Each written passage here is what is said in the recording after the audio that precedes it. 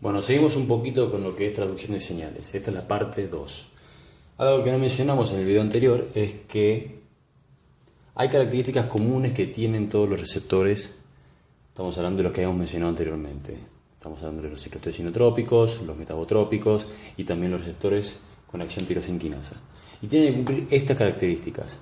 En primer lugar, que sean específicos para un único ligando. Obviamente que haya una sola sustancia, una célula produce una sustancia, esa sustancia actúa sobre este receptor y sea específicamente sobre ese receptor que actúa, en ningún otro. De alta afinidad, que ese receptor pueda actuar ante este ligando y generar ante él, solamente ante él, y no otra sustancia, una respuesta. Y que esa respuesta, digamos, que ese ligando que actúe sobre ese receptor sea solamente el que necesita para poder actuar, ser saturable. Ser activo para un único ligando, bueno, algo que ya dijimos recién, que actúe solamente para ese ligando y genere finalmente una función en base a la acción que generó ese ligando con el receptor. Entonces, que sea, estas son las palabras que hay que resaltar: específico, afín, saturable, activo y funcional. Todo esto para un único ligando. ¿Ok? Bueno, vamos ahora a lo que sería lo que sigue. El primer sistema que vamos a hablar ahora es el sistema metabotrópico. ¿Bien? Sistema metabotrópico. Bueno, ya dijimos recién que el sistema metabotrópico estaba conformado, ya todo chueco. Bueno, el sistema metabotrópico que está conformado por receptores acoplados a proteína G, ¿no? Bueno, esquemáticamente es esta forma como sucede. Nosotros vamos a dibujar de esta forma, un receptor, ¿no? Ahí tenemos como sigue la membrana. El ligando, este es el receptor. El receptor se acopla a una proteína G.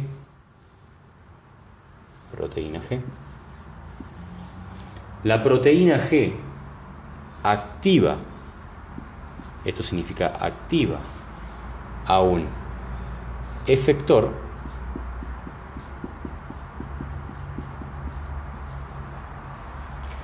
el efector genera segundos mensajeros, esto es todo dentro de la célula, segundos mensajeros, y los segundos mensajeros activan proteína, que la vamos a abreviar de esta forma, quinasas. La podemos abreviar de esta forma o con una Q, como prefiera. ¿Ok? Ligando, actúa sobre el receptor. Como hemos dicho, este receptor está conformado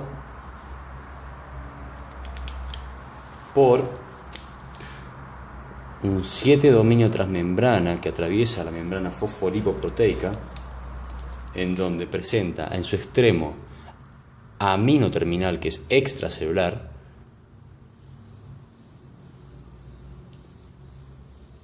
y su extremo carboxi terminal, que es intracelular, del cual el ligando actúa sobre este receptor, que sería el extremo amino terminal, genera un cambio conformacional de esta proteína transmembrana sobre el extremo carboxi terminal, y el extremo carboxi terminal es el que después va a activar la proteína G.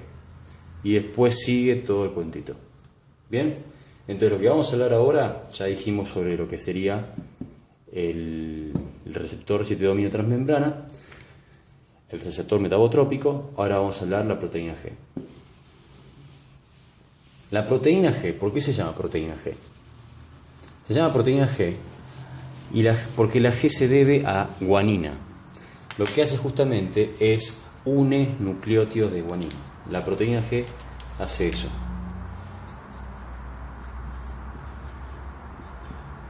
Proteína G lo que hace es une nucleótidos de guanina, que es un nucleótido, ¿no? Claramente, y está conformada por 3 subunidades. una subunidad.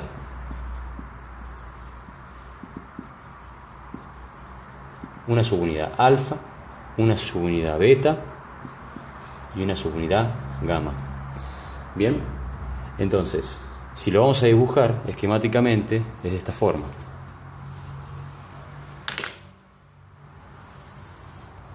Subunidad alfa, subunidad beta y subunidad gamma. Ahora, la particularidad que presenta es que, como dijimos, une nucleótidos de guanina. La subunidad alfa es la que se encarga de unir nucleótidos de guanina. Se encuentra unido acá a GDP, que es guanosil difosfato. Bien, la subunidad alfa se caracteriza por no solamente unir nucleótidos de guanina, sino que además presenta una subunidad catalítica. Es decir, la subunidad alfa es la que se encarga de ejercer la acción predominante para que siga esta cascada de segundos mensajeros. ¿Cómo? Ahora lo vamos a ver. Después tenemos un dímero. Este dímero, que es el dímero beta-gamma. Bien. Estructuralmente, lo que hace es bloquea a la subunidad alfa para que no actúe su sitio catalítico. Y lo que hace, por lo tanto, es la mantiene inactiva. Entonces, estando la proteína G así como está, se encuentra inactiva. Ahora, la proteína G también se puede activar. Y cuando se activa, luego de la estimulación por el carboxiterminal del receptor, se libera del dominio del dímero beta-gamma y ahora se encuentra propicia a poder activar a lo que le sigue. Pero cuando se encuentra activa, une nucleótidos de guanina, entonces lo que hace es que se vuelve más afín a lo que sería el GTP. Entonces, acá lo que vamos a tener es GTP. ¿Bien? ¿Por qué? Porque pierde afinidad por el GDP y se une en cambio a GTP. Entonces, cuando se une a GTP, se desacopla de estas dos subunidades, de la beta y de la gamma. Entonces, al desacoplarse de ese dímero, se encuentra activo el dímero ahora el beta-gamma. Vamos a encontrarlo acá, libre. Beta-gamma. ¿Y qué pasa con esta parte de la subunidad alfa? Esta subunidad alfa va a poder estimular al efector. ¿Bien? Ese vendría a ser como, esta es la forma activa. Esto vendría a ser cómo pasa de inactivo a activo. Perfecto. Ahora, ¿cómo se cierra este ciclo? Porque una vez que ya se produjo la cascada, desde el receptor, la carboxiterminal activa la subunidad alfa activa lo que va a hacer luego de liberarse de esta subunidad beta-gamma dímero, activa el efector buenísimo. Pero ahora, ¿cómo se vuelve a cerrar de nuevo? Dijimos que la subunidad alfa tiene como propiedad de unir nucleótidos de guanina y además tiene una actividad catalítica. Es decir, tiene una acción enzimática de por sí inminente. Esa acción intrínseca de la subunidad alfa es la que le va a permitir hidrolizar el GTP a GDP y fosfato inorgánico. Es decir, volver de acá a acá. Esa subunidad catalítica se llama GTP-ASA.